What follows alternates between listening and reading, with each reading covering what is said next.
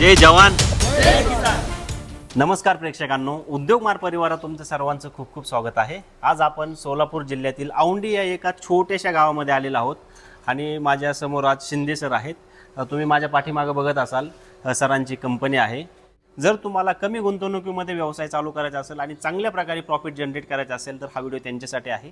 हा जो व्यवसाय आहे ह्या व्यवसायासाठी तुम्हाला 35% ते 40% सबसिडी गव्हर्नमेंट देत आहे। त्यामुळे हा व्हिडिओ प्रत्येक व्यक्तीसाठी उपयोगी ठरू शकतो। आठ एकच आहे, फक्त हा व्हिडिओ तुम्ही शेवटपर्यंत नक्की बघा। चला तर मग पाहूयात। नमस्कार शेतकरी बांधवांनो, मी विशाल शिंदे, VDS ॲग्रो टेक्नॉलॉजीचा ऑनर। प्रत्येकाला असं वाटतं बाबा शहराच्या ठिकाणी किंवा MIDCच्या ठिकाणी बिझनेस आपला चालत असतो, पण तसं काय नाही। कारण मका भरडा उद्योग हा फक्त शेतकऱ्यांच्या भरोश्यावर किंवा शेतकऱ्यांच्या जीवावर चालणारा उद्योग आहे। हा जो आपण मका भरड्यातून म्हणजे पशुखाद्य जे तयार करतो ते प्रत्येक शेतकऱ्यांना ज्यांचं गाय गोठा वगैरे असते त्यांसाठी ते उपयोगी येत असतं। त्यामुळे हा बिझनेस MIDCमध्ये किंवा शहरामध्ये चालेल असं काय नाही, उलट त्याहून जास्त रुरल भागामध्ये जास्त चालतं। जे खेडे भागामध्ये असतात, खेडेगावामध्ये सगळे शेतकरी असतात आणि शेतीसाठी जोडधंदा म्हणून त्यांनी गाय पालन, दूध उत्पादक वगैरे असतात त्यासोबत, तर त्यासाठी हा माल उपयोगी येत असतो। त्यामुळे हा जो बिझनेस चालण्याचं कारण आहे ते जास्तीत जास्त खेडेगावामध्ये चालत असतो। सर, आपल्या कंपनीमध्ये कोणकोणत्या प्रकारच्या मशीन्स बनवत आहे? आता आपलं मॅन्युफॅक्चरिंग जे आहे ते पशुखाद्य मशिनरीमध्ये टोटल येतं। म्हणजे पशुखाद्यमध्ये स्पेशली जास्त करून मका भरडा मशिनरी चालतात। म्हणजे मका भरडा मशिनरीचं आपल्याकडे प्रोडक्शन 5 HP पासून ते ताशे आपलं 150 HP पर्यंत आहेत। म्हणजे ताशे 150 किलो कॅपॅसिटीपासून ते ताशे 5 टन कॅपॅसिटीपर्यंत, म्हणजे जे घरगुती वापरायसाठी पण चालतात, प्लस जे उद्योजक आहेत, जे स्टार्टिंग उद्योजक आहेत त्यांना 10 HP 15 HP आपण सजेस्ट करतो। आणि त्याच्यापेक्षा ज्यांचं बिझनेस पहिल्यापासून सेट आहेत, ज्यांना एक्सपांड करायचा बिझनेस, त्यांच्यासाठी मोठे पण आहेत, म्हणजे 1 टन 2 टन 3 टन 5 टन ताशी कॅपॅसिटीपर्यंत। आणि हे झाले मका भरडाचे। पशुखाद्यमधले बाकी पण सगळे मशिनरी म्हणजे pellet machinery, pellet feed machinery पण आहे। दुसरी गोष्ट पोल्ट्री फीड मशिनरी पण आहे। आता नवीन जे आले ग्रीट मशीन ते पण आपल्याकडे मॅन्युफॅक्चरिंग होते। म्हणजे जे शेळीपालनसाठी लागते मग प्युअर मक्काचा तुकडा, त्यामध्ये डस्ट नको आहे, तर मक्काचा तुकडा होणारी मशीन पण आपण मॅन्युफॅक्चरिंग करतो। सर, एखाद्याला जर पशुखाद्य बनवण्याचा व्यवसाय चालू करायचा असेल तर इनिशियल स्टेजला किती गुंतवणूक लागू शकते त्यांना? सर, तसं म्हणलं तर आता आपण सुरुवातीला पशुखाद्यामध्ये मका भरडाचं आपण सजेस्ट करतो। सुरुवातीला मका भरडा उद्योगात कसं असतं, इन्व्हेस्टमेंट पण कमी असते। दुसरी गोष्ट म्हणजे ह्या बिझनेससाठी जागा पण कमी लागते। साधारण बिझनेससाठी म्हणलं तर आपण 7.5 HP 10 HP किंवा 15 HP मशीन सजेस्ट करतो। हे मीडियम मॉडेल होतात, एकदम जास्त लहान पण होत नाहीत आणि जास्त मोठे पण होत नाहीत। तर 10 HP किंवा 15 HPचं जर बजेट बघितलं तर आपण 10 HP मध्ये मॅन्युअल मॉडेल म्हणलं तर 1,10,000 पर्यंत आणि ऑटोमॅटिक मॉडेल म्हणलं तर 1,60,000 पर्यंत बसते। त्याहून थोडी मोठी म्हणलं तर 15 HP मध्ये येते। 15 HP मध्ये ऑटोमॅटिक घ्यायची म्हणली तर 1,90,000 मध्ये पूर्ण सेटअप बसतो। आणि आपण जे बजेट सांगितलेलं असतं त्या पूर्ण सेटअपमध्ये पूर्ण टोटल मटेरियल आपलं येतं। म्हणजे तुम्हाला बाहेरून काय खरेदी करायची नाही, स्टार्टर आणायचा, केबल आणायची किंवा कोणतं सपोर्ट सिस्टीम वगैरे कुठली लागेल तर ते आणायची कोणती गरज नाही। ह्या सेटअपमध्ये पूर्ण आपली machine, cyclone, conveyor, motor, starter, cable, ampere meter जे काही वस्तू लागतात ते टोटल आपल्याकडून येतात। फक्त कस्टमरने काय करायचं, 3 फेज कनेक्शन घेऊन एक खड्डा खोदून देणे, एवढं फक्त कस्टमरचं काम असतं। पूर्ण सेटअपचं जे काही मटेरियल आहे ते आपलं येईल। आता बजेटचा जर आपण विषय केला तर साधारण एक कनेक्शनसाठी 20-30 हजार रुपये।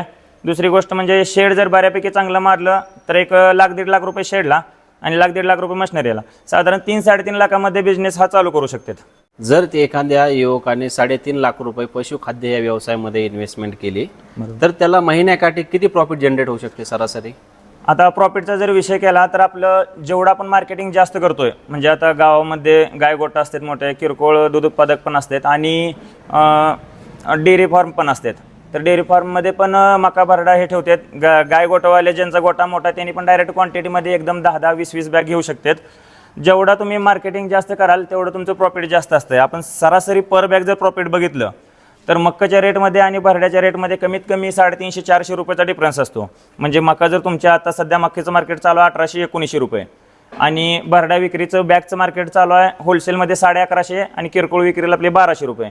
मग आपण होलसेलचा रेट जरी पकडला 1150 दोन्ही 2300 रुपये रेट झाला, म्हणजे 2300 रुपयानं तुमचा भरडा सेल होतोय आणि तुम्ही 1800-1900 मका खरेदी करताय। 1900ची मका पकडली, 2300 रुपयानं भरडा जात असेल तर 400 रुपयाचा डिफरन्स झाला। 400 रुपये हे तुमचं प्रॉफिट, पण त्यातून तुमचा जो होणारा खर्च आहे म्हणजे ह्यासाठी भरडणारा लागणारा लेबर, त्याला लाईटचा खर्च, बॅगचा खर्च, हा टोटल 70 ते 80 रुपये पर क्विंटल आपल्याला खर्च येत असतो। म्हणजे 15 दुनी 30 रुपयाच्या 2 बॅग भरडणारा तुमचा लेबर असेल तर 10-20 रुपये त्याचं पर क्विंटल भरड्याचा खर्च, म्हणजे 30 आणि 20-50 रुपये. अधिक तुमची लोडिंग करून द्यायची हमाली म्हणलं तर 5 आणि 5 10 रुपये, 50 आणि 10 60 रुपये झाले. अधिक तुमचं सरासरी आपलं लाईट युनिट जे आपण काढलेलं आहे ते एका बॅगला 1 युनिट लाईट लागते, आणि 1 युनिट लाईट म्हणलं तर 8 ते 8.5 रुपये खर्च येतो. सरासरी आपण पर बॅग 10 रुपये लाईट बिल धरून चालायचं, म्हणजे एका क्विंटलला 20 रुपये लाईट बिल. हे 60 रुपये अधिक 20 रुपये असं टोटल आपला 80 रुपये खर्च येतो पर क्विंटल. आपण राऊंड फिगर 100 रुपये खर्च मायनस करायचा त्यातून, म्हणजे जे आपला 400 रुपये डिफरन्स उरलेला होता त्यातून 100 रुपये खर्च जर आपण मायनस केला तर 300 रुपये निव्वळ प्रॉफिट राहतं पर क्विंटल कस्टमरला, म्हणजे पर बॅग 150 रुपये. हे आपण होलसेल रेट आपण पकडला. आणि ह्याच्यामध्ये रिटेलला म्हणलं तर आणखी 50 रुपये जास्त वाढीव येतात. आणि प्रॉफिटचा आणखी एक ह्यातला जर फायदा बघायचं म्हटलं तर प्रॉफिटचा एक विषय असा असतो, ज्या कस्टमरचे बिझनेस जुने आहेत, आता नवीन उद्योजकांना कसं असतं म्हणजे मार्केटचा अंदाज वगैरे सापडेपर्यंत 1-2 वर्ष जाते. त्यामध्ये जे जुने उद्योजक आहेत 2 वर्ष 3 वर्ष 4 वर्ष त्यांनी ह्या बिझनेसमध्ये गेलेले आहेत, तर ते लोक कसं करतात मकाचा स्टॉक करतात, म्हणजे सीझन बघून. आता मकाचं कसं असतं 2 सीझन असतात, एक उन्हाळा सीझन एक पावसाळा सीझन. ह्या 2 सीझनमध्ये कसं असतं ज्यावेळेस मकाची आवक वाढते त्यावेळेला मकाचा दर कमी होत असतो. त्यावेळेला हे लोक काय करतात, ह्यांचं गोडाऊन वगैरे मोठं केलेलं असतं याने, ह्यांना जो पुढे 1-2-3 महिन्यापर्यंत जो स्टॉक लागत असतो तो कमी रेटमध्ये स्टॉक करून ठेवतात. म्हणजे आता हेच मका जर तुमची 1500-1600 रुपयेवर जर आली तर त्या दराने मका स्टॉक करतात, आणि रेग्युलर पण घेईल तसं माल भरडून पुढे जात असतो. प्लस ऑफ सीझनला जर तुम्हाला मका मिळायला गेली किंवा मका मिळत असते तर त्याचा दर वाढलेला असतो. म्हणजे सपोज 1900-2000 रुपयाला जर दरला मका गेला तर इकडं आपण 1400-1500-1600 रुपयेपर्यंत मका पहिले घेतलेली असती, तर ती मका वापरायला चालू करायची. म्हणजे ज्यावेळेस 2000 रुपये तुमचा मकाचा दर आहे त्यावेळेस भरडा तुमचा 2300-2400-2500 रुपयेपर्यंत राहतो.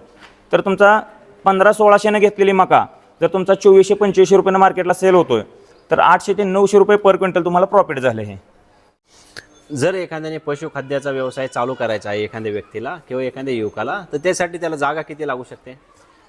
जागा आता सर्वसाधारण सेटअपचा जर विचार केला आपण, एक रेग्युलर 10 HP किंवा 15 HP आपण सेटअप पकडला तर मशिनरी सेटअपसाठी आपल्याला 5 फूट बाय 12 फूट जागा लागते, म्हणजे 12×5 60 स्क्वेअर फूट जागा लागते मशिनरी सेटअपसाठी.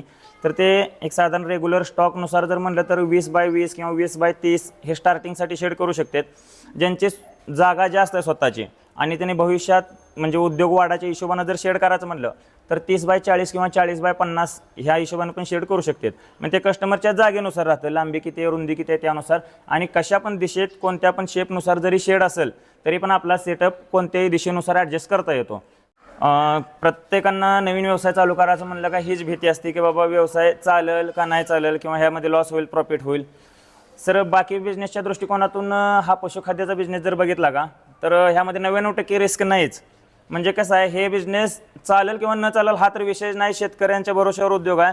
जे दूध उत्पादक आहेत त्यांना कंपल्सरी हा माल मटेरियल लागतच असतो. म्हणजे पशुखाद्यामध्ये जे काही गोळी पेंड मका भरडा गहू भुसा जे काही येतं हे रेग्युलर त्यांचं सकाळ संध्याकाळी आम्हाला ठेवताना हे सगळं कंटेंट ठेवतच असतात. त्यामुळे ही रोजची लागणारी गोष्ट आहे हे, त्यामुळे हे बिझनेस बंद व्हायचा हे काही विषय नाही. आणि बाकी विषय कसा असतो म्हणजे बिझनेस लॉसमध्ये चालला किंवा प्रॉफिटमध्ये चालला हा ज्याच्या त्याच्या उद्योजकावर डिपेंड राहतं. म्हणजे साधारण आपण उधार माल किती देतोय किंवा काय रेटनं देतोय, जर खरेदी त्याच रेटमध्ये आणि एखाद्या कॉम्पिटिशनमध्ये जर हाय त्याच रेटमध्ये जर सेल करायचं म्हणलं तर त्या ठिकाणी प्रॉफिट पण राहणार नाही. तसं नाही करून चालत. म्हणजे कोणता पण बिझनेस असू द्या, जर नवीन बिझनेस जर स्टार्टिंग केला कोणत्या पण बिझनेसमध्ये रिस्क राहते, पण ह्या बिझनेसमध्ये मी तर सांगतो 99% कोणतीच रिस्क राहत नाही. कारण मार्केटिंगचा विषय येत नाही, कारण मार्केटला माल दररोज ही लागणारी गोष्ट आहे. दुसरी गोष्ट म्हणजे भविष्यात पण कधी बंद पडायचा विषय नाही, कारण दूध उत्पादक उलट वाढत आहेत. त्यामुळं भविष्याची पण ह्या उद्योजकासाठी म्हणजे चिंता नाही कसलीच. तर आपल्या पशुखाद्य हे व्यवसायासाठी काही सबसिडी आहेत का? हो आहे ना सर. पशुखाद्यासाठी आता PMFME म्हणून स्कीम आहे तालुका कृषी केंद्राला, त्या ठिकाणहून जर आपण हे करत आता नवीन उद्योजक आहेत त्यांच्याकडे भांडवल पण नाही आणि त्यांना उद्योग तर सुरुवात करायचा आहे. मग ज्या ठिकाणी आपलं पहिले बँकेचे व्यवहार वगैरे आहेत का त्या बँकेकडून जर तुम्ही फाईल करून घेतली त्यासाठी बँक लोन करावं लागतं. ज्या ठिकाणी तुमचं व्यवहार पहिले बँकमध्ये आहेत त्या ठिकाणी फक्त बँक लोन करताना पहिला तालुका कृषी केंद्राकडे अर्ज देऊन 1-2 दिवसाची त्यांची प्रोसिजर राहते. म्हणजे त्यांनी तुमचं ऑनलाईन डॉक्युमेंट्स वगैरे सबमिट करतात आणि PMFMEची पात्रता म्हणजे पात्र होतात. तिथून पात्र झालं का ते प्रोसिजर जे काय आहे ते बँकला जाते. नंतर बँकेची व्हिजिट वगैरे करणं हे ते प्रोसिजर होऊन त्यामध्ये बँक लोन झालं, बँक लोन सँक्शन झाली का ह्यांचा सेटअप आपण उभारला का सेटअपला साहेब येणार, सेटअपचा इन्स्टॉलेशन केलेला फोटो वगैरे करून आपण दिलेलं टॅक्स इनवाईस पोर्टलला सबमिट करणार. तिथून साधारण 3 ते 4 महिन्यानंतर 35% सबसिडी येते सर ह्या सेटअपला. तर आपल्या कंपनीमध्ये जे आपण मशीन बनवतो पशुखाद्यासाठी, तर त्या मशीन आपण कुठे कुठे सप्लाय करताय? सर आता मशीनचं सप्लाय म्हणलं तर ऑल ओव्हर इंडियामध्ये आपलं सप्लाय आहे. आणि आपले पहिलं जे मशिनरी सेटअप गेलेले आहेत, आता महाराष्ट्राच्या बाहेर पण बिहारमध्ये, छत्तीसगड, परत इकडं गुजरातमध्ये आहेत, कर्नाटकमध्ये पण भरपूर सेटअप आहेत आपले. तर त्या ठिकाणी ऑलरेडी सेटअप गेलेले आहेत. आणि महाराष्ट्रामध्ये तर प्रत्येक जिल्ह्यात सरासरी प्रत्येक गावामध्ये आपले सेटअप आहेत. मग जर कोणाला आता नवीन उद्योग करायचा आहे, तर त्या ठिकाणी म्हणजे कंपनीची पारख तुम्ही अशी पण करू शकता की बाबा पहिले एखाद्या कस्टमरकडे व्हिजिट करणं, मशिनरी कशी चालते किंवा त्यांना आपण सर्व्हिस कशी दिलेली आहे हे पण बघू शकतात. जे शक्यतो आता जवळचे लोक आहेत, म्हणजे जवळचे जे कस्टमर असतात ते डायरेक्ट व्हिजिटला येतात आपल्या कंपनीमध्ये, त्यांना कंपनीमध्येच मटेरियल बघायला भेटतं. जे कस्टमर लांबचे आहेत, आता बुलढाणा, जालना, जळगाव, जे 450-500 किलोमीटर आपल्यापासून अंतरावर आहेत, काही लोक येतात पण व्हिजिटला, आणि काही लोकांना ज्यांना यायला जमत नाही त्यांना काय करतो आपण, तिथलाच लोकलच्या कस्टमरचा कॉन्टॅक्ट देत असतो. 1-2-3 कस्टमरचे आपण कॉन्टॅक्ट नंबर दिले का त्यांना तिथं समोर जाता येतं, त्यांचा उद्योग कसा चालू आहे, मशिनरी कशी काम करते, किंवा आपण त्यांना मशिनरी कशा टाईपमध्ये दिलेली आहे हे सगळं तिथं बघायला पण भेटतं. अधिक त्या कस्टमरचा ह्या मशीनबद्दल रिस्पॉन्स काय आहे हे पण बघायला भेटतं. आणि सर पशुखाद्य व्यवसायाची जे प्रोडक्ट असतात, फॉर एक्झाम्पल भुस्सा असेल, तर ह्यांची सगळी प्रोसेस कशा प्रकारे चालते? आता सुरुवातीपासून जर प्रोसिजर बघायची म्हणली तर पशुखाद्यामध्ये मका भरड्यासाठी कसं मका लागते रॉ मटेरियल, आणि रॉ मटेरियल आपल्याला शेतकऱ्यांकडून अवेलेबल होत असतो. जे म्हणजे शेतकरी असते त्यांनी मका वगैरे पिकवतात त्यांच्याकडून मका आपल्याला अवेलेबल होती. जरी शेतकऱ्यांकडे अवेलेबल नसेल तर व्यापारी लोक पण असतात, त्यांच्याकडे पण आपल्याला मका भेटते. आपण ती मका खरेदी करायची मार्केट रेटनुसार. आणि खरेदी केलेली मका म्हणजे आपला आपण मशीन जो सेटअप केलेला आहे त्यामध्ये ॲटोमॅटिक मॅन्युअल 2 सेटअप आहेत. ॲटोमॅटिक सेटअप जर असेल तर ते आणलेली मका डायरेक्ट तुम्ही बॅग फोडून खड्ड्यामध्ये ओतून द्यायची. खड्ड्यातून काय करतो, कन्व्हेअर ॲटोमॅटिक लिफ्टिंग करून मशीनमध्ये जाणार मटेरियल, मशीनमध्ये ग्राइंडिंग होणार, ग्राइंडिंग होऊन सायक्लॉनमध्ये स्टॉक होतो. जेव्हा आपल्याला पाहिजे त्यावेळेला आपण त्या सायक्लॉनला बॅग लावून माल खाली करू शकतो, आणि इकडं पण जेवढा पाहिजे तेवढा माल आपण खड्ड्यामध्ये टाकू शकतो. आणि आता त्याच्या पुढं म्हणलं तर पॅकिंग आता कस्टमरच्या त्या एरियानुसार करू शकतात. काही ठिकाणी 45ची पॅकिंग असते, काही ठिकाणी 48ची पॅकिंग, आणि काही ठिकाणी 50 किलोची पॅकिंग असते. साधारण आपण 50 किलो पॅकिंगच्या हिशोबाने जर केलं तर बॅग काट्यावर ठेवायची, वजन करायची 50 किलो, आणि शिलाई मशीनने पॅक करू शकतो. बॅग क्लोजर मशीन येते शिलाईची, ते बॅग शिलाई मशीनने पॅक करू शकतो. आणि आता पॅकिंगचा विषय ह्यामध्ये 2 प्रकारचे येतात. जर तुम्हाला स्वतःच्या नावानं तुमच्या ब्रँडिंग करायचं असेल तरी तुमचे बॅग प्रिंटिंग घेऊ शकता. जसं की आपला आता गुरुदत्त पशुखाद्य आहे, गुरुदत्त पशुखाद्य ब्रॅकेटमध्ये आपला मका भरडा ब्रँड आहे, मका भरडा केलेला आहे. त्याच्यामुळे फायदा काय होतो, आणखी जाहिरात तुमची जास्त होते. म्हणजे तुमच्या ब्रँडचं नाव, तुमचा त्याच्यावर कॉन्टॅक्ट नंबर, अधिक तुमचा ॲड्रेस असणार आहे त्याच्यावर. त्याच्यामुळे शक्यतो ब्रँडिंग केलेलं बेस्ट राहतं, जास्त खर्च येत नाही. आपल्या रेग्युलर बॅगपेक्षा 2-2.5 रुपये फक्त खर्च जास्त असतो प्रिंटिंगचा. मग शक्यतो बॅग प्रिंटिंग करून आपल्या स्वतःच्या नावाने ब्रँडिंग करून माल दिलेला कधीही चांगला. आणि सर्वात महत्त्वाचं म्हणजे जर तुम्हाला पशुखाद्य हा व्यवसाय चालू करायचा असेल तर स्वतः सर शेतकरी आहेत, त्यांचे वडील शेतकरी आहेत, त्यांनी डिप्लोमा केला, काही दिवस जॉब केला, नंतर गावामध्ये ही कंपनी स्थापन केली.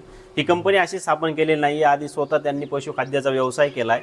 त्यासाठी घेतल्या होत्या ज्या मशीन्स, त्या मशीन प्रॉपर वर्क केलं नाही म्हणून सरांनी स्वतः मशीन्स बनवल्यात आणि तो व्यवसाय रन केलेला आहे. आणि त्याच अडचणीतून जी आयडिया निर्माण झाली होती मशीन बनवण्याची, त्याच मशीन आज ते पूर्ण देशामध्ये विकत आहेत. स्वतः एका छताखाली बनवतात, माझ्या मागं तुम्ही बघत असाल. त्यामुळं जर तुम्हाला पशुखाद्यामध्ये जर कोणाला जर व्यवसाय करायचा असेल आणि त्यासाठी जर मशीन खरेदी करायची असेल तर सरांच्या कंपनीला एकदा नक्की व्हिजिट करा. या उद्योग मार्गच्या आग्रहाची विनंती आहे. कारण एका शेतकरी मुलाने शेतकऱ्यांसाठी ही कंपनी एका शेतीत टाकलेली कंपनी आहे. त्यामुळे तुम्ही एकदा कंपनीला नक्की व्हिजिट करा अशी आग्रहाची विनंती आहे. आणि प्रेक्षकांनो, उद्योग मार्ग तुमच्यासाठी असेच नवनवीन बिझनेस आयडिया घेऊन येत असतं. त्यामुळे आपल्या चॅनलला लाईक, शेअर आणि सबस्क्राईब करायला विसरू नका. पुन्हा भेटू एका नवीन व्यवसायासोबत. तोपर्यंत जय हिंद.